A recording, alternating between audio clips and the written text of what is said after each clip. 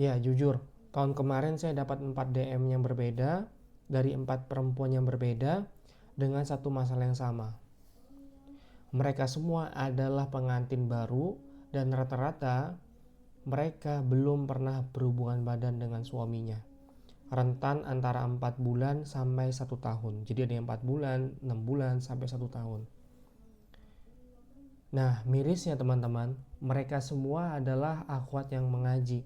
Mereka yang tertanam dalam hati mereka adalah bahwa di dalam hadis tidak boleh mengumbar urusan ranjang kepada orang lain. Jadi mereka menjaga betul tuh bagaimana hubungan ranjang mereka dengan suaminya. Tapi berjalan beriringannya waktu, mereka merasa kayak kok kayak aneh ya, kok laki-laki nggak mau menyentuh aku gitu kan, kok ini suami sendiri padahal aku istrinya gitu. Ceritalah mereka ke saya. Sekarang teman-teman yang mendengarkan video ini, kira-kira kalau ada suami yang belum pernah sama sekali berhubungan badan dengan istrinya, apalagi pengantin baru, apa yang terbesit di kepala teman-teman? Ya pasti ada yang salah dengan diri suaminya, ya nggak? Dan pasti kecenderungannya itu hanya ada dua. Satu, memang si suaminya sakit, mungkin impoten atau segala macam, sehingga tidak percaya diri, tapi seharusnya hal ini dibicarakan sebelum menikah. Atau yang kedua, orientasi seksualnya menyimpang, atau dia seorang gay, seorang boti, atau seorang top. Nah, brengseknya laki-laki gay ini, mereka memanfaatkan kepolosan akhwat dan memperdayakan kehusnuzonan mereka. Bahkan kalau pas sesi ta'aruf, sorry, kalau teman-teman cari di YouTube atau di Google ya, itu banyak cerita terkait dengan orang-orang gay ini emang lebih suka dengan perempuan-perempuan yang memahami agama. Kenapa? Karena prosesnya singkat ketika ingin nikah. Ya, saat ta'aruf itu jauh lebih mudah. Kemudian husnuzonnya dikedepankan, dan rata-rata akhwat itu nggak bisa membaca apakah laki-laki ini seorang gay atau bukan gitu. Beda sama perempuan yang mungkin udah sering main keluar malam, kemudian ke klub. Itu yang saya baca, mantan seorang gay yang bercerita bahwa mereka tuh mengincar akhwat gara-gara itu gitu. Gara-gara akhwatnya terlalu husnuzon dan nggak bisa ngebaca perilaku mereka. Nah, akhirnya dari 4 perempuan itu rata-rata saya kasih saran untuk jaga-jaga jangan berhubungan badan dulu. Kenapa? Khawatir dia sudah punya penyakit seks menular. Ada HIV, gonore, sipilis, herpes, dan semacamnya. Karena kalau misalnya penyakit itu menular ke si akhwat, maka makosid syariah atau tujuan dari agama dalam pernikahan ini nggak tercapai. Ada hifz al-din, hifz an-nasl, hifz an-nafas, menjaga agama yang tidak terpenuhi, kemudian menjaga keturunannya, menjaga jiwanya, itu nggak terpenuhi semua gitu. Saya bilang, mumpung masih awal pernikahannya, ada yang 4 bulan kan, saya bilang lebih baik jangan melanjutkan. Karena apa? Ya saya dapat pengalaman juga dari orang, dari akhwat. Ada seorang akhwat yang nikah sama seorang laki-laki dan baru ketahuan setelah si perempuan dan anaknya ini punya penyakit HIV ketika dicek. Padahal si akhwat ini nggak pernah melakukan hubungan seksual di luar dari suaminya gitu. Akhirnya setelah dicari tahu, digali lebih dalam, ternyata memang suaminya itu seorang biseksual atau seorang gay. Ini menjadi apa ya? Sangat miris dan kayak ini kok korbannya lagi-lagi perempuan gitu kan. Dan memang saya sebagai laki-laki cukup kesal ya sama laki-laki gay seperti ini gitu loh. Dia kayak lebih baik ini memang nggak bisa dibandingkan nih, tapi antara gay yang mengatakan oke, saya gay dan saya nggak mau menikah, dengan gay yang dia menikah kemudian melakukan covering marriage, dia mengcover pernikahannya agar menutupi seksual orientasi yang sesungguhnya, kemudian dia membangun keluarga, akan tetapi dia menjalani tetap praktek gaynya di luar sana, dia bersodomi dengan laki-laki lain, kemudian pulang tanpa seolah-olah terjadi apa-apa. Itu ya Allah, kesel banget gitu loh. Kasihan anak-anaknya, kasihan istrinya yang nggak tahu apa-apa, tiba-tiba divonis oleh dokter, ibu anaknya terdeteksi ada HIV atau AIDS gitu.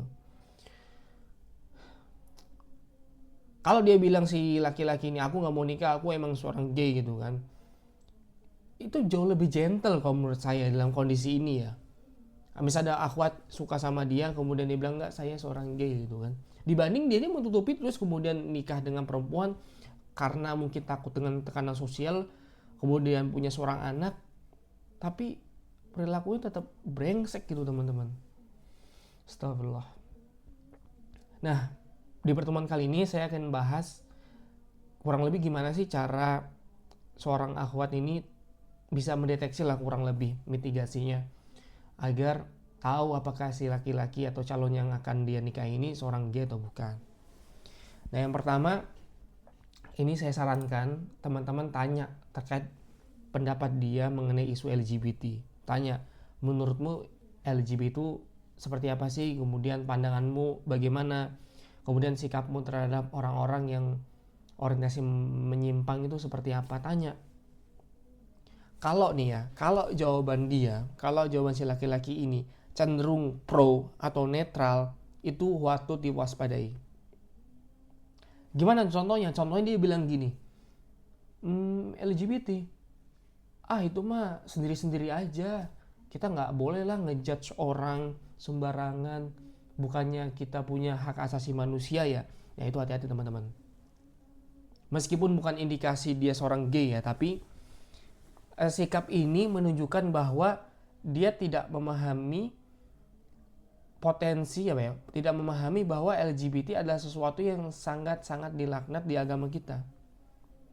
Karena kalau laki-laki normal, laki-laki yang nalarnya masih jalan, akalnya masih sehat, kalaupun dia nggak begitu soleh ya, dia akan paham LGBT itu di luar dari fitrah manusia. Kalau dia, sekalipun dia orang yang nggak soleh ya, saya yakin. Tapi kalau dia ada kecenderungan dia seorang gay atau dia mungkin pernah jadi korban atau semacamnya, dia cenderung akan berkata demikian. Nah itu harus diwaspadai. Tanya gitu kan. Yang kedua, ini saran saya ketika teman-teman bertemu misalnya dengan calon suami di hadapan kalian, kemudian ada mahram teman-teman, mahram perempuan ya, baik itu kakak, adik, om, bapak misalnya, atau kakek, minta mahramnya. Kalau teman-teman perempuan nggak berani, minta mahramnya, minta tolong cek handphonenya. Biar mahramnya ngomong kayak gini, mas kami boleh lihat nggak handphonenya? Dibuka di situ, dilihat history Twitternya, YouTube-nya, Instagram-nya. Karena seringkali mungkin lisan itu bisa berdusta teman-teman, tapi kalau algoritma itu nampaknya agak sulit diakali. Kalau memang dia niat benar-benar mengakali ya, itu butuh waktu. Tapi kalau ditanya spontan kayak gitu, mungkin dia akan terkejut gitu, kenapa gitu. Dan saya sebagai laki-laki, kalau anak saya nanti menikah dan saya akan mengajukan pertanyaan itu, ataupun saya di posisi laki-laki lah, saya melamar seorang perempuan, ada seorang mahram yang perempuannya itu ngomong ke saya minta buka HP saya. Kalau saya merasa nggak ada yang saya tutupi, saya buka, ini saya serahkan. Teman-teman perempuan juga nggak apa-apa, minta tolong sama mahramnya kalau misalnya merasa sungkan gitu. Kalau dia bertanya untuk apa, ini kan privasi, bilang aja ini kami mencegah agar anak kami, adik kami tidak menikah dengan laki-laki yang orientasi seksual menyimpang. Bilang aja begitu, terbuka. Ini mitigasi kami, ini cara kami. Kalau nggak suka ya udah, gitu. Kalau nggak suka ya udah, bilang aja kalau antum nggak suka ya sudah. Tapi ini yang kami lakukan yang terbaik untuk anak kami. Nah kalau misalkan dia memberikan, nah dicek tuh Twitternya, YouTube-nya, kemudian TikTok-nya, kemudian DM-nya, tapi ngeliatnya bareng-bareng aja. Tanya sekilas, kemudian lihat FYP-nya, tanya juga punya akun kedua atau enggak. Tanya teman-teman. Ini saya rasa lumayan efektif caranya. Kenapa? Karena satu, spontanitas. Yang kedua, mereka mungkin gak akan memprediksi langkah-langkah ini. Yang ketiga, kita hidup di budaya yang menjunjung etika kesopanan dan ya sedikit menjaga privasi gitu. Dengan pertanyaan ini sedikit banyak akan mengejutkan dia ya. Dan gak apa-apa. Itu yang kedua. Yang ketiga, baiknya 2 step tadi harus dikonfirmasi. Jadi yang pertama dan yang kedua dikonfirmasi dengan yang ketiga ini. Apa itu? Bahwa teman-teman akhwat khususnya cari tahu pergaulannya, tanya sahabatnya, tanya dosennya mungkin, tanya ustadznya, tanya tetangganya. Katakanlah teman-teman nyewa orang atau nyuruh adik, nyuruh ponakan, mainlah ke lingkungan kompleknya si ikhwan ini. Lihat, tanya tetangganya, ketuk pintu rumahnya, tanya, Bu, misi gitu kan, ini rumah depan ini temen itu namanya si Fulan ya, iya misalnya, boleh nggak nanya-nanya sebentar gitu kan, tanya, gimana pergaulan si Fulan di sini, sering ke masjid nggak, kemudian sama lingkungan bagaimana. Kalau misalnya gini teman-teman, kalau tetangga atau informasi manapun itu bercerita bahwa si Fulan ini lebih sering pergi dengan laki-laki, akan tetapi cenderung nggak masuk akal. Dalam arti gini, dia pergi malam tapi berdua dengan laki-laki yang itu aja, dengan teman laki-laki yang sama, dan punya kecenderungan mungkin kemayu kah, atau mungkin sering bercelana pendek, atau mungkin ya ada indikasi-indikasi janggal yang seharusnya pergaulan laki-laki tuh nggak kayak gini gitu loh. Paham kan maksudnya? Itu waktu diwaspadai. Atau misalnya sahabatnya bilang, atau bukan sahabat deh, teman si ikhwan ini bilang, oh ini mas, saya tahu Fulan yang mas tanya itu punya sahabat laki-laki dan memang sering mention di IG, di story, kemudian foto berdua bareng. Bahkan ketika di kampus saya nemu foto di HP-nya itu wallpaper bareng dia berdua. Kemudian mungkin ada foto yang kayak foto box di time zone gitu kan, itu di tempat pensilnya. Atau pernah kami nemuin tuh di laptopnya folder isinya masku gitu kan, masku kasih love dan semacamnya. Nah itu waktu diwaspadai teman-teman, patut dicurigai. Karena saya laki-laki dan saya memahami bagaimana seorang laki-laki itu bergaul, dan itu gak wajar. Saya punya sahabat tapi nggak segitunya gitu loh. Saya sama sahabat saya ya udah foto rangkul, kemudian kalau upload ya udah secara laki-laki aja, nggak ada bentuk mungkin love-lovean atau ada foto pose sama laki-laki kepala tengkleng begini aja tuh kayaknya udah aneh. Misalkan cowok sama cowok nih tengkleng gini foto berdua, terus ada tangannya begini gitu kan, itu udah aneh. Kalau teman-teman menemukan informasi seperti itu, tolong jangan dianggap sepele, disimpan, keep baik-baik, dirundingkan dengan keluarga. Terutama kalau ada seseorang yang dewasa dan laki-laki, entah itu ayah atau kakak atau sepupu, itu dirundingkan. Karena yang memahami laki-laki ya laki-laki, yang memahami ketidakwajaran laki-laki adalah laki-laki. Para akhwat seringkali nggak menceritakan detail ini, menganggap itu hal yang sepele. Ya benar, karena di dalam perasaan dan logika kalian, kalau ada seorang akhwat, ya kalian suka membandingkan gini nih, ada seorang akhwat pegangan sama akhwat, foto bareng di Instagram, bagi kalian itu kan wajar ya, peluk-pelukan ketemu gitu kan, sapa-sapaan hai cantik gitu. Ya itu wajar untuk perempuan, tapi jangan dibawa logika itu ke laki-laki. Oh, si Fulan calon saya ini sahabatan baik sama si B, pegangan gitu kan, rangkulan di sini, pegangan di atas gitu kan. Itu nggak wajar. Harus kalian pasang gitu loh. Itu nggak wajar teman-teman.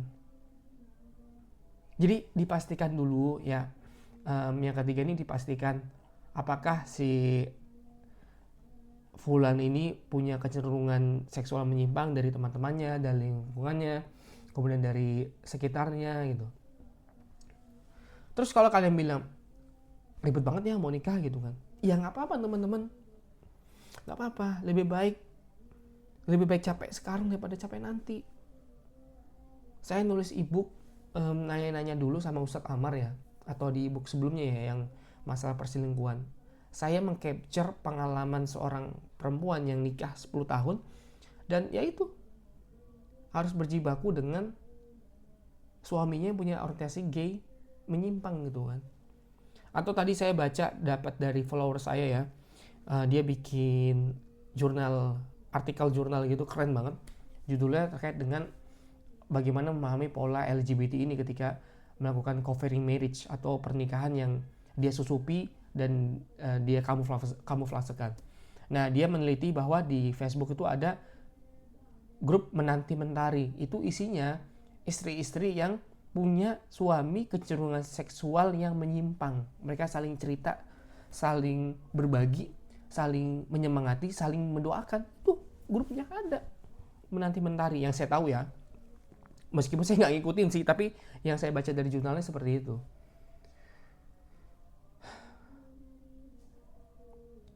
Mudah-mudahan teman-teman yang mendengarkan ini Allah mudahkan, Allah jaga, Allah lindungi, Allah berikan pertolongan, Allah berikan kesanggupan untuk melihat sesuatu yang nggak teman-teman mampu lihat. Dan semoga setiap yang ditutupi oleh laki-laki yang berniat jahat kepada pernikahan teman-teman Allah bukakan dan Allah lindungi teman-teman semua. Karena kita di zaman fitnah teman-teman. Banyak laki-laki gay di sekitar kita. Kalau kita nggak mau berusaha, kalau kita nggak mau berdoa, kalau kita nggak mau repot-repot, bisa jadi salah satu dari mereka itu sampai ke dalam rumah tangga kita, dan itu nggak boleh sama sekali. Itu nggak boleh. Mereka akan terlaknat selamanya. Perilakunya sangat terlaknat.